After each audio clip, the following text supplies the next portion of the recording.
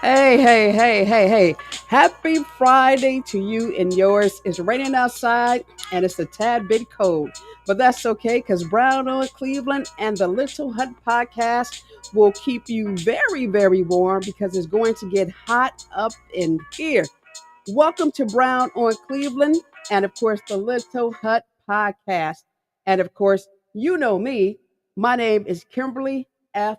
Brown. All talk, no gossip, and maybe just a little bit of drama this evening. But before we get started, as always, I got to take care of my sponsors. They give me $2 a show. Now, don't forget that if you're looking for a single home, condos, and or commercial property, then of course, Aletha Johnson of Dream Team Realty in Maple Heights is the answer for all of your needs. Call her right now at 216-375-3681. That's 216, say it with me, 375-3681. Her name is Aletha Johnson. And don't forget, if you're hungry, right? Today, tomorrow, or Sunday, check out my girl over at Flavor Bomb Restaurant. Listen, her name is Miss Tiffany. Now they tell me that State Rep Darnell Brewer walked up in there. And they told me he walked out with a big old bag of food. Damn right. Listen, Tiffany is located at 3303 Broadway Avenue in the city of Cleveland, and that's the Slavic Village area. That's right off of Broadway. Once again, 3303 Broadway Avenue. Go in, ask for Miss Tiffany, and tell her what? The Brown on Cleveland sent you. And I kid you not, when you get there, she may give you a $5.99 holla that don't even exist. Welcome to the Little Hut Podcast. Brown, that damn Brown on Cleveland. Now listen, tonight, I'm not going to play with y'all jokers because all you get is 30 minutes with me. Not 31, not 32, but only 30. Because see, I got my house coat on tonight. Damn right. And I'm sleepy, so it's time for me to go to bed. Plus, I got to take the dog tomorrow to get his hair done. How about that? All of $75. He a damn dog, and his hair costs more than mine. Anyway, check it out. Tonight, being serious, we are going to Akron, Ohio. Damn right. We're going up Route 8, or I believe 77, because y'all know Kim Brown don't drive the freeway. So I only drive if I have to. That's why I got a driver. I darn sure do. But hey, I just sit back in the back and cruise because hey, I don't drive that much. I don't like driving, so people drive me. But listen, I don't know if you follow my stories on Newsbreak, but I've been writing a story about the guy who got a 500-year sentence. Guess what? He comes from Akron. Also recently wrote about the teenager who got shot by a cop. Now check out that story on Newsbreak. I put the link up under the promo tonight because I want you to read it, right? Read it because I want to know, who do you think is at fault? Is it the child, the parent, the money grubbing, hungry attorney, or who? Who's at fault? Or maybe it's the city officials over in Akron, Ohio. Probably not, though. But since people like to blame people, why not just blame everybody? But first and foremost, let's talk about this situation regarding the 500 years. Because see, right here, this done pissed me off, really. Now, I'm pretty fair with everybody. People want to tell you that Kimberly Brown ain't fair and that she always trying to go after people. Not true. No such a thing. No such a thing. It's not true. Anybody who knows me knows that I give people a chance. Not once, not two, but sometimes three. But when they don't perform, then I have to say something, right? But the story they don't tell you the backstory. So I'm going to tell you the backstory so you can understand the front story. City of Akron, so-called leaders. And yes, Kimberly Brown did say this. So listen, let's go back to 1991. Now, we know about that story called the Cooler Bandits, right? I'm going to wrap this thing up real quick. There were four guys in the city of Akron, four teenagers. They went out robbing restaurants in Akron, right? So the reason why they were called the Cooler Bandits is because during the robberies, they would put people in the cooler because they didn't want people to call the police. Okay? Dumb move, Dumb decision, and of course, they paid a penalty for it. Now, fast forward, they in court, right?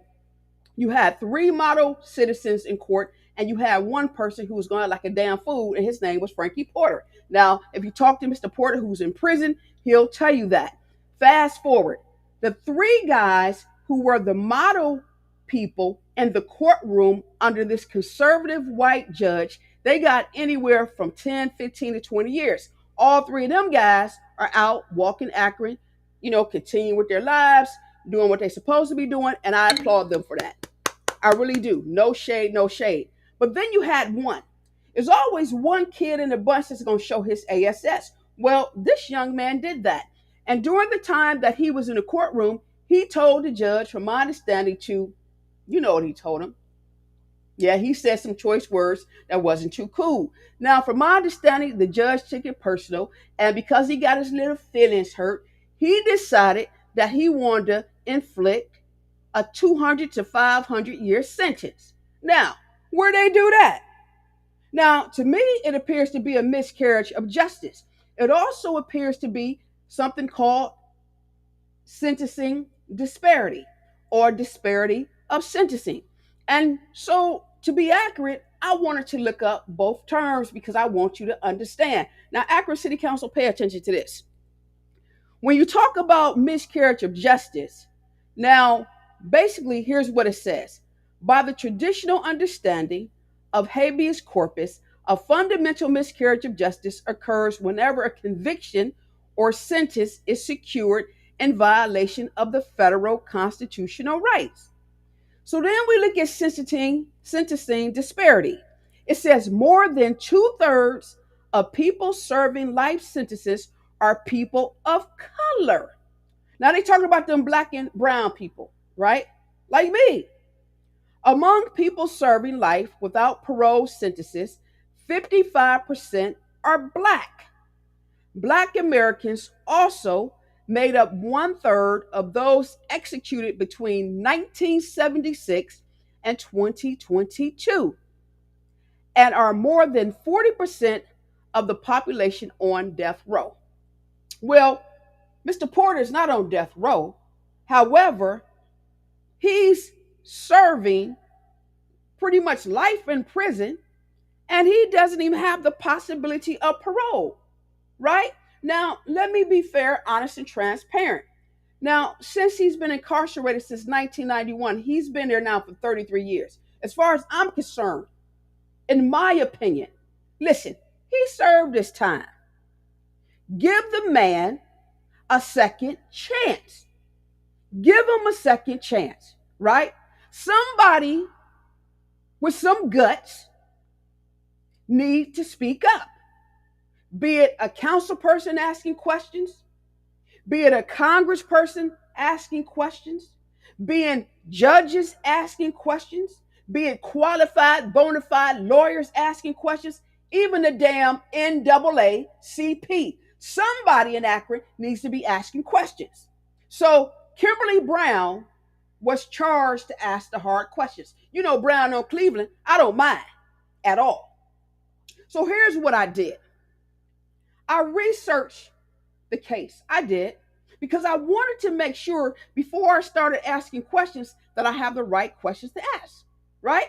So what I did, I sought out a public records request from the Department of Corrections. I'm still waiting. And in the request, I wanted to know why the parole board has been denying this man to come up for a hearing. Of course, I'm still waiting, but I'm not going to wait that long. I also contacted every single council person within the city of Akron. And all I asked was this. Listen, what are your thoughts on sentencing disparity? And what are your thoughts on the miscarriage of justice? And I also asked whether or not they were familiar, and they are, with the Cooler Bandits and Frankie Porter's sentencing of 500 years. Please, and if you can't help, please let us know who we should talk to in order to find the answers. 2 weeks ago, 2 damn weeks, The city of Akron, they have 13 council people. 13, I believe. 13. They got 8 white council people and 5 blacks. Not one council person had the decency to respond and say, Ms. Brown, listen, I don't know. It's out of my realm of doing something. Not one. Totally disrespectful. If nothing else, at least say, you know what? Listen, I prefer not to comment. But this is how disrespectful they are. Because I'm going to tell you something. If it was their relative, they would want answers.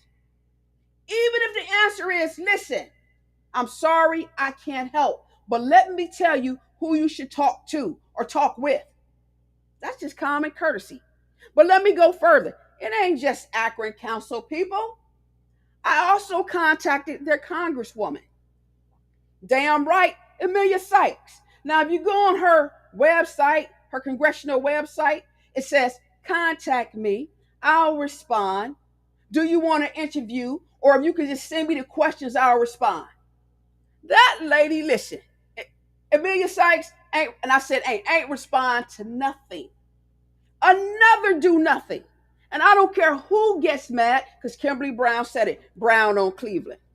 I gave people the chance. And I also sent an email to their state rep. Nothing.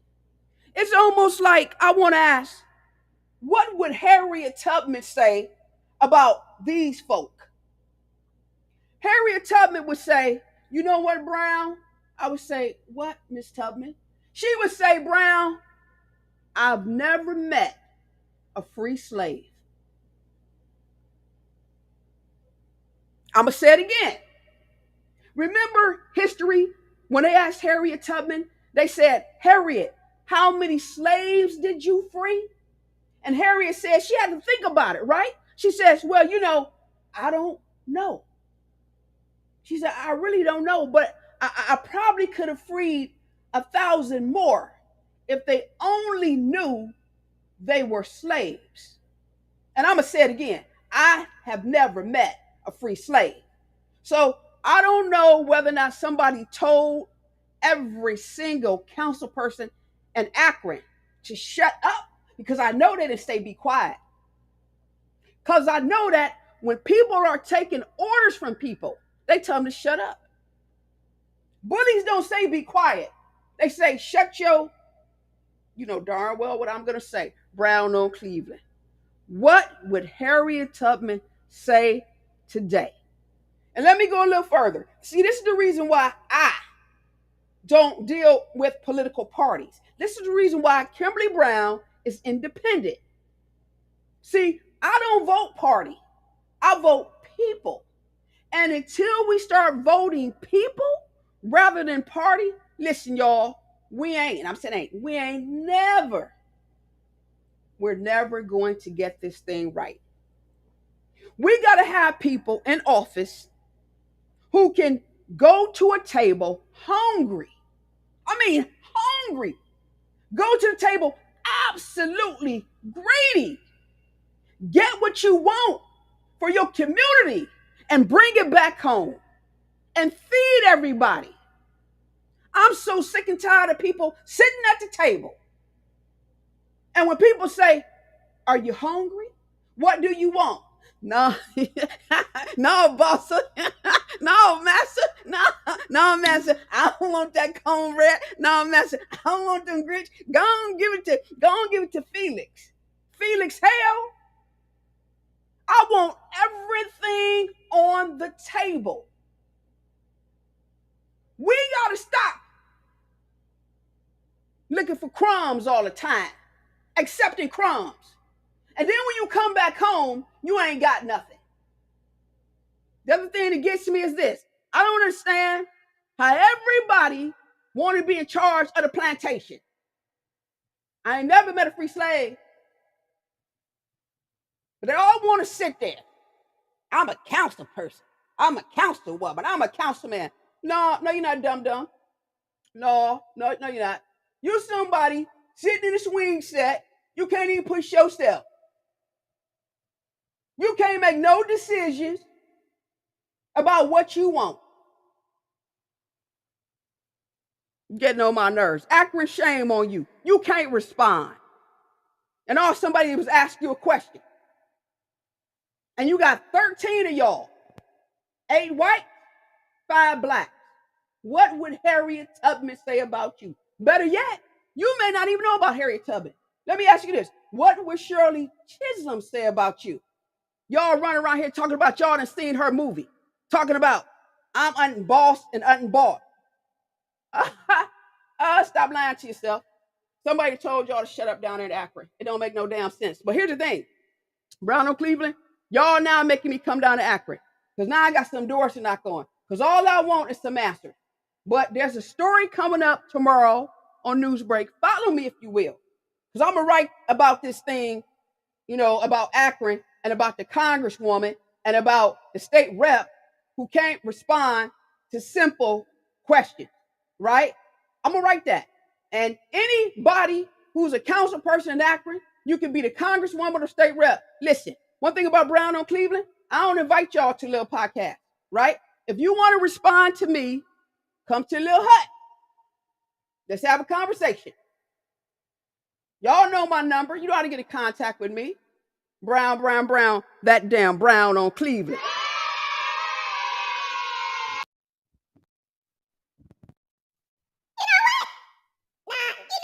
Show up today. Because that's a damn shame. See, that's the reason why people shouldn't vote for these jokers.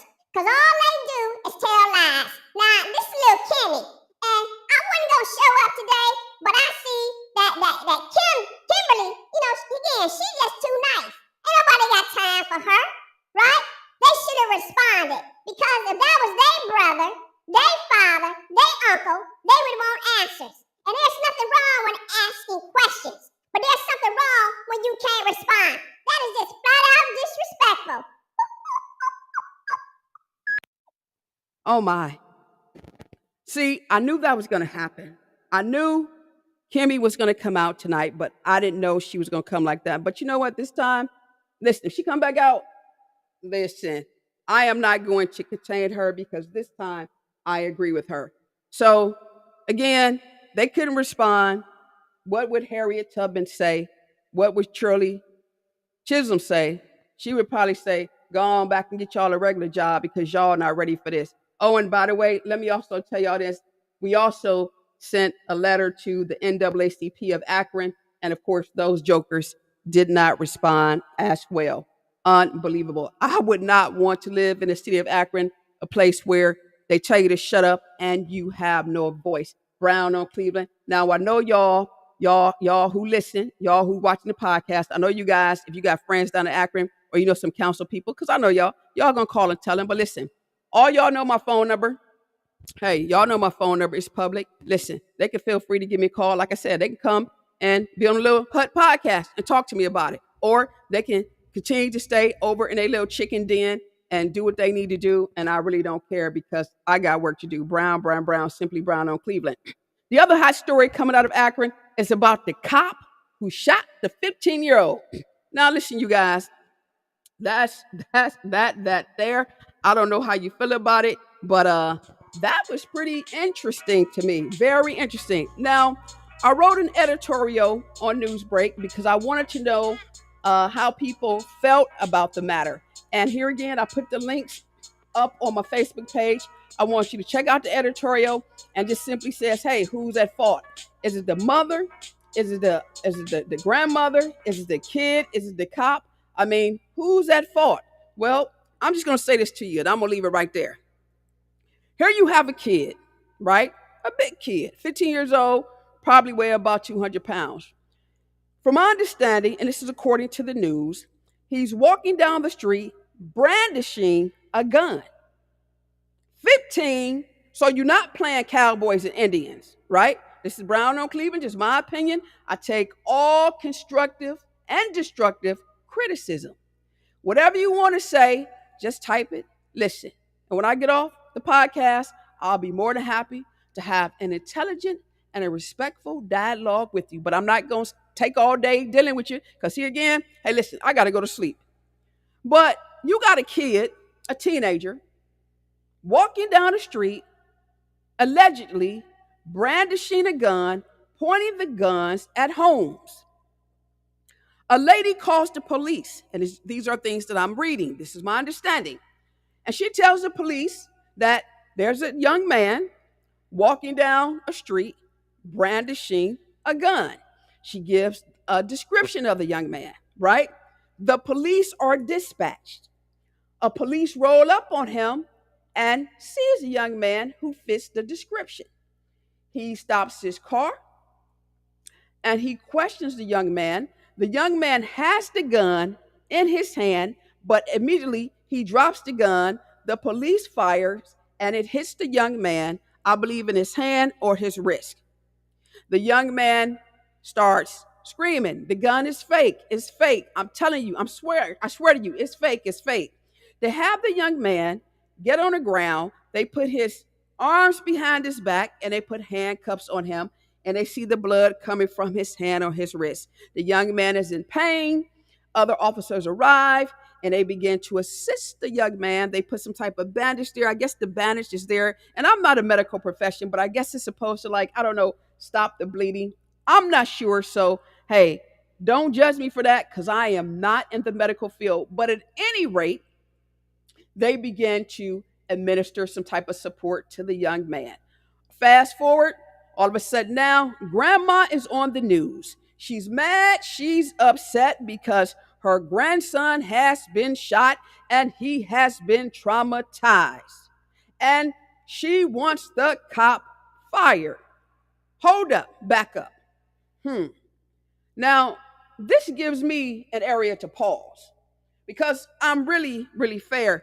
If you ever Google Kimberly F. Brown and the issues I've dealt with and the cases I've fought and have won, you've noticed I've always been on the side of right. But today, my question is always, who's at fault?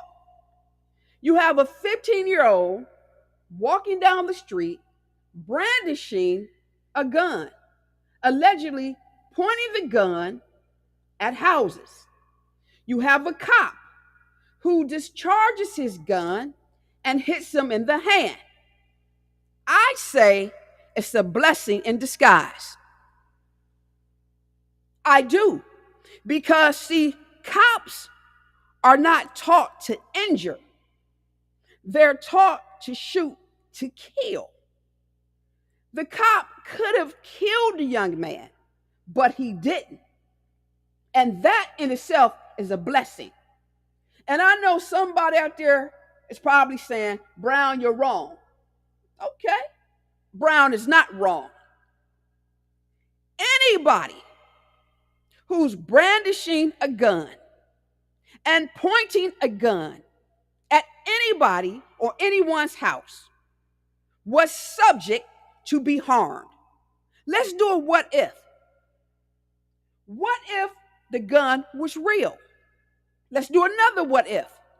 What if a homeowner felt as though his or her life was in danger and they're a carrier and they panicked and they shot and killed the young man? What if? I'm asking, who's at fault? I don't believe the cop is at fault. The young man made a dumb decision.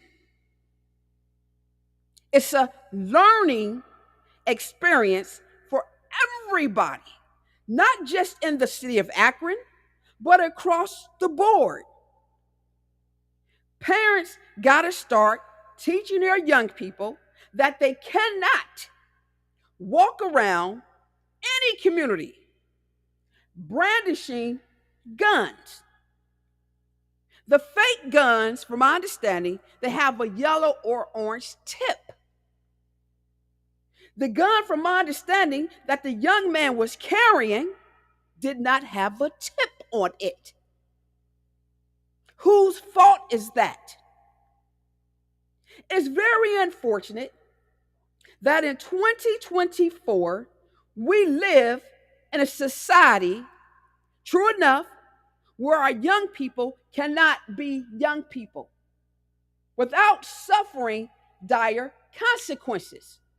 So, because of everything that is going on in this here United States of America, we got to do better. We got to teach better. We got to learn better. We have to perform better. And we have to make the best decisions for ourselves. So, therefore, we don't have to suffer harsh consequences. My heart went out to the little guy. Well, he's not a little guy, but to the teenager when I saw the body cam, because it hurt me to see the young man hurt. My heart went out to the police officer because I knew that he was going to be subjected to scrutiny, be it fair or unfair. Those are the two people that I'm concerned about. All this name calling makes no sense. Money hungry, ambulance chasing, police baiting, police hating attorneys need to stand down on this one. If Akron was smart, but they ain't that bright, because you see how they run. That's what Harriet is like. I could have freed 1,000 more if they only knew they were slaves, because I ain't never met a free slave. But let's say Akron had smart council people, smart leaders, or smart activists in their community. They would be able to use this incident as a learning phase for every single parent and every single teenager and every single young adult and every single kid in their community. And the message would simply be why we must not carry guns, why we must put down guns, why brandishing guns can cause you a life or death situation. That is the learning for the city of Akron. Only if Akronites had smart council people and or smart leaders and a smart mayor. Brown on Cleveland. Yes, I said it. And I don't live in Summit County. I live right here in Cuyahoga County. And of course, we don't get things right either. But this is an opportunity. Let's be smart. Yes, the young man was traumatized. I pray for his mental healing. But one thing he will never forget is the wound that he will always look at, and it'll be a reminder as to why we have to put down the guns. From a spiritual perspective, I believe that God destined our footsteps. Everything we do is a footstep. And God is God who gave this young man a second chance. Not just to say, oh, woe is me, or to try to sue the city and the police, but God gave this young man a testimony. Akron, be wise, be smart, and simply use it. You have been listening to Brown on Cleveland inside the Little Hut Podcast. My name, 30 minutes is all you get. Not 31, not 32, not 33. My name is Kimberly F. Brown, and I thank you for coming inside the Little Hut Podcast.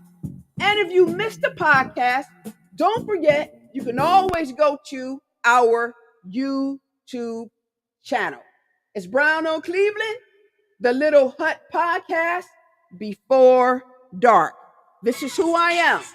Once again, my name is simply Kimberly, Kimberly F. Brown. Now, I know you don't like me, but guess what? Listen, I don't care nothing about that. I don't like you either. You guys have a great day, and I'll talk to you next Friday. Same station, same Little Hut Podcast. Yours truly, your girl, Kimberly F. Brown. Have a great weekend, and I look forward to seeing you in the rain. Brown, brown, brown, that damn brown on Cleveland.